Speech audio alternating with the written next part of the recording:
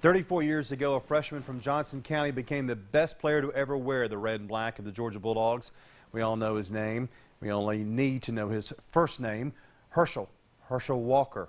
Well, in 1980, Walker led Georgia to a national championship. Most people believe it was only Walker, but he had a pretty good supporting cast. The lines of scrimmage were very good, and the Bulldogs had a little magic as well.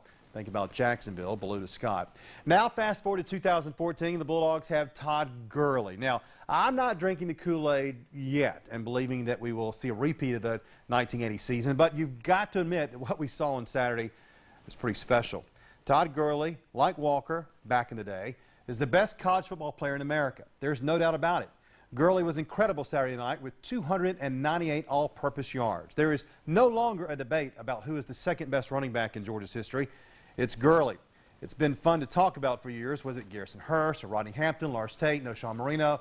Well, we all know now that it's Gurley. He's 661 yards away from taking over as the #2 rusher in Georgia's history behind Walker. But it's not just the yards. Gurley is an incredibly talented player. None of those other players were the best player in college football when they played, but Gurley is. Gurley must stay healthy, and if he does, we're going to see something special here. If he's healthy, Gurley will win the Heisman Trophy, and if he does stay healthy, Georgia might be a championship contender. Now, the quarterback, Hudson Mason, is not going to be great, but neither was Buck Bellew back in 1980. The defense still has question marks, but you have to respect how it shut down Clemson in the second half on Saturday night. And the defense has a star, too. Leonard Floyd of Dodge County is going to have an All-American season. But it's the running game that will be the key.